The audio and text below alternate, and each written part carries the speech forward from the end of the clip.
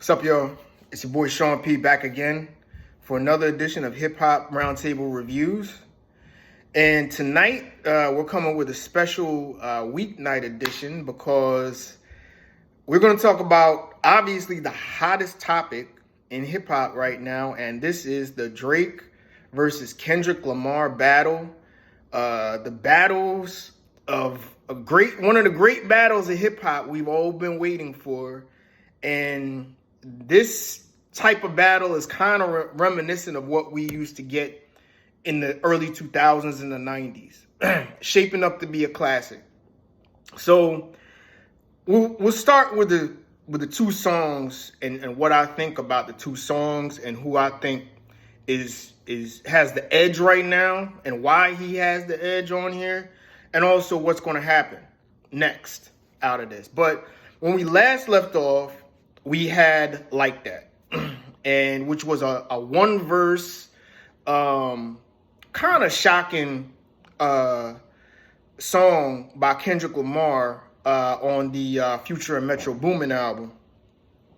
And it was the verse that shook up the world because he basically called out Drake and J. Cole for lack of a better word, you know.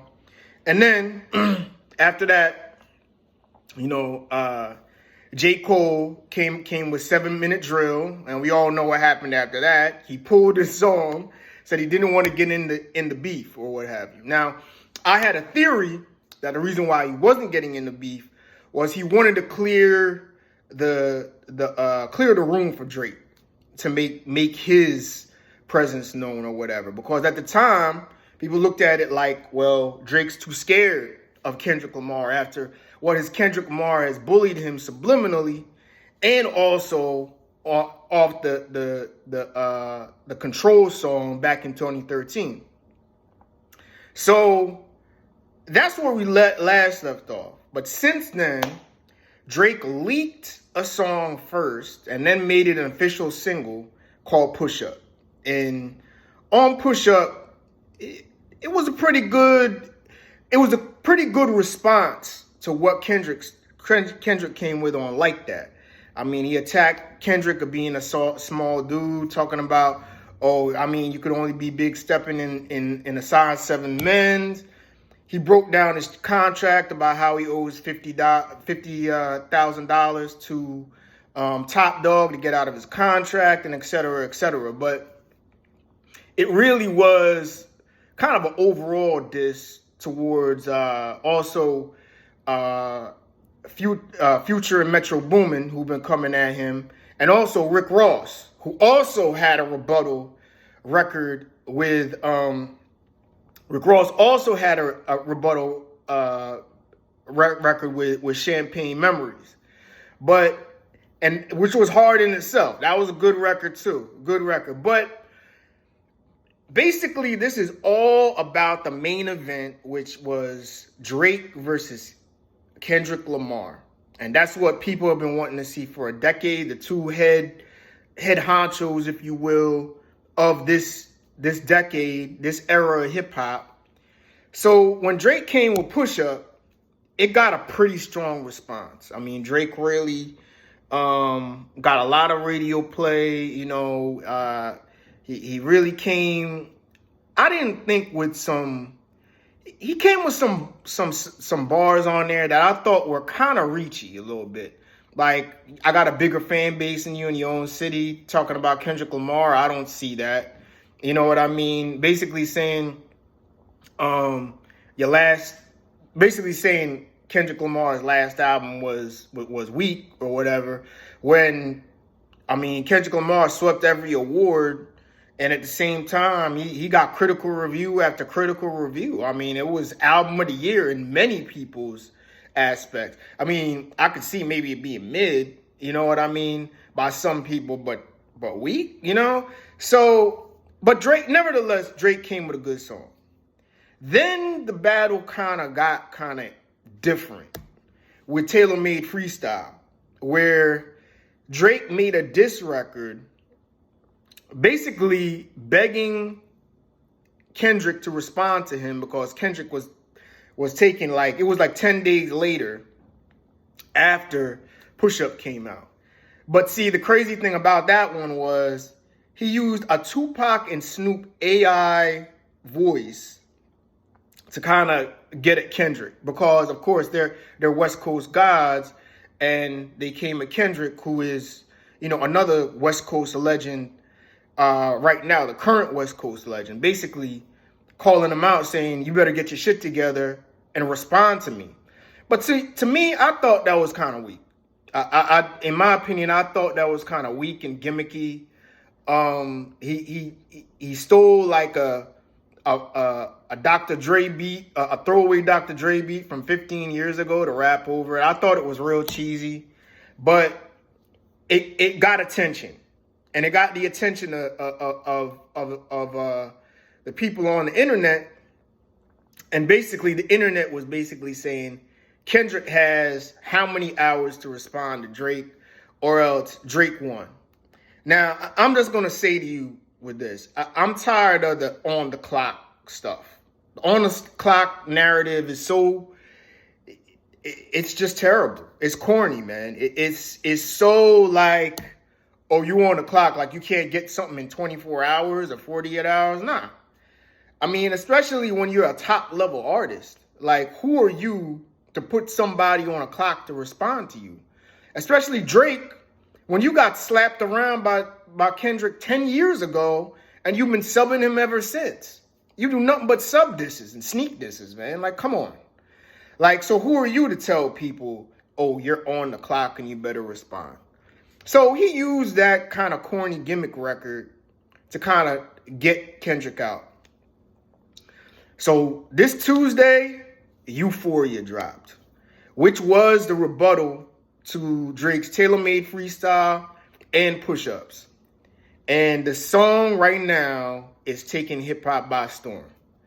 And I'm just going to say now, this is easily the best song out of the whole package, from Drake to Metro Boomin to Rick Ross to everybody right now.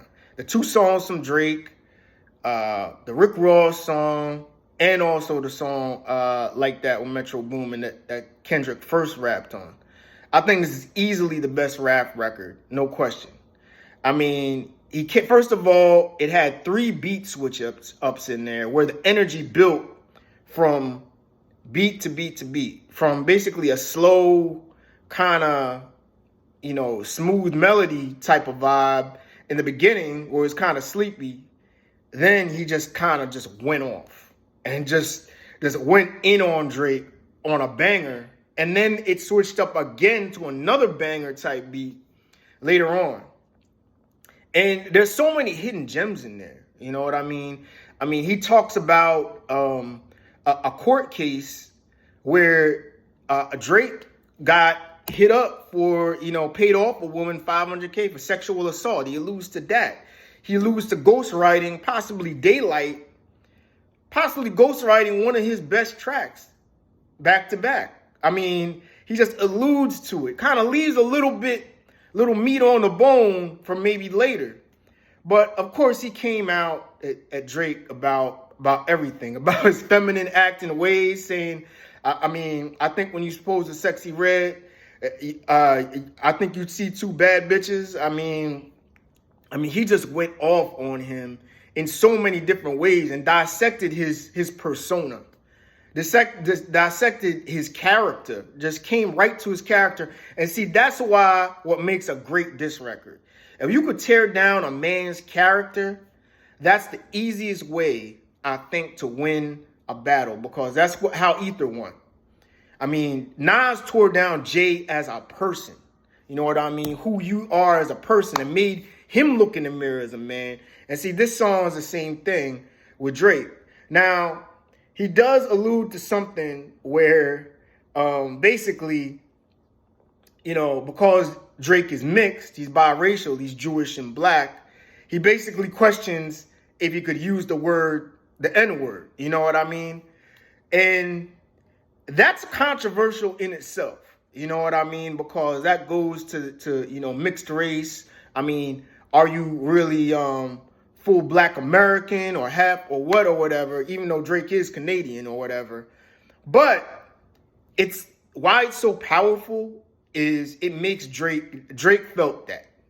Made him look in the mirror. You know what I mean? But even so, I think it's more of Kendrick calling Drake out for just being a nerdy fuck dude who's always trying to be cool with the people who are in the industry who are cool. You know what I mean? He's always trying to link up and be friends with whoever's hot, or he's always trying to link up and be the popular guy when he's been a nerd his whole life. I mean, I always equate it to a dude who's later in life and started getting money and started getting women. When he was a nerd all his life, you know, in school or whatever, and he's the most arrogant, fake dude out there. Like, people know, you could just tell Drake is just a fake person. He does a lot of fake, snaky moves behind people's backs. He would say snide stuff behind people's back, just the way he moves. You know what I mean? And that's what I love about this song is Kendrick calls this out. He just attacks his person and breaks his person down, who he is, bit by bit. Now, I want to dispel some narratives about this song. A lot of people say, well, he said stuff that Pusha T and stuff we already knew. That doesn't matter. Because I think he said that stuff and went a step further. For example, he said, I'm too busy. I'm too busy. I got doing things, being a father. You know nothing about that, right? Now, Pusha T called out, Drake, don't hide your son. Don't hide a child because he had a child with a sex industry person, a porn star, right? So he tried to hide it. But the one thing about Kendrick, I think is that he took it a step further. He called out his morals. He called out who he was as a man. It's easy to be a man, but you're not really a father. Are you teaching your father the right thing? As a father, are you teaching your son the right things?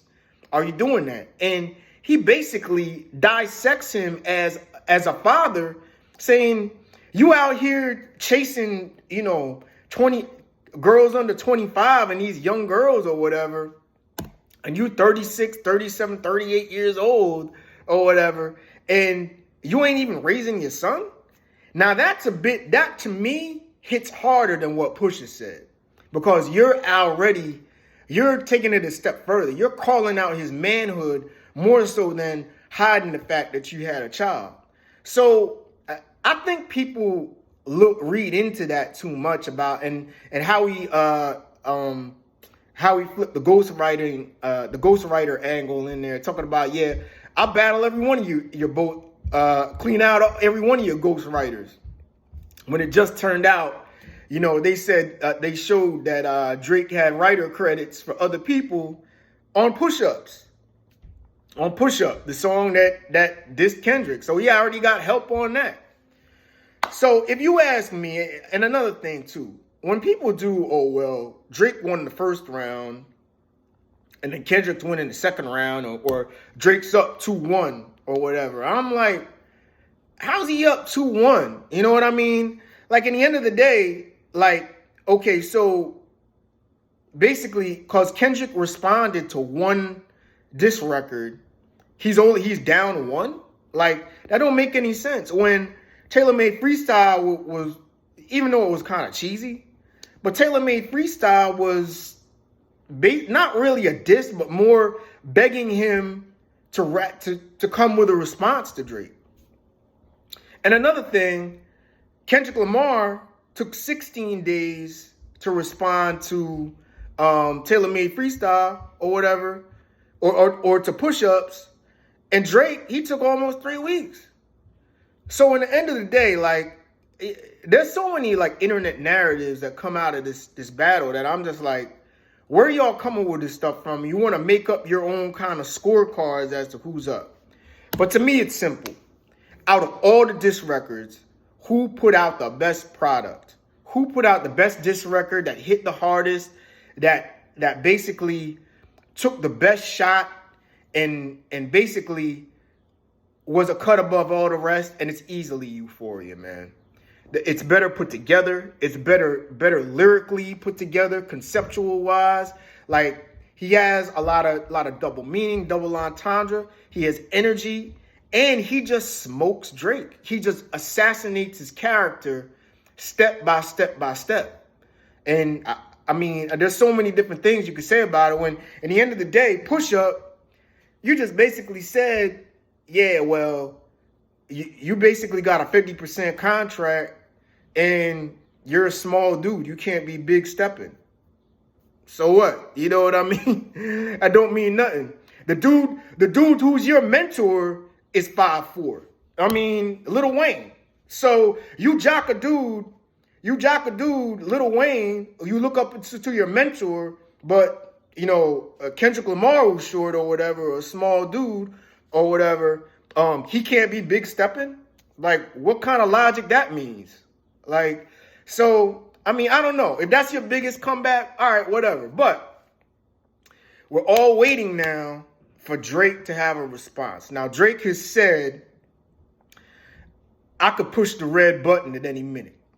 You know what I mean? I got my hand on the red button. Now, I want to hear the red button.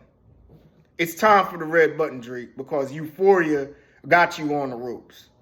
If you don't respond now, Kendrick wins this thing. But now, I do think Drake will respond. What can he come at Kendrick with? I mean, there's theories about Kendrick might be talking, he might be talking about, or Drake might be talking about Kendrick's wife out there, all kinds of things. What can he really say about Kendrick? And he said he's got like a monster diss record coming. I mean, the rumors are floating out there.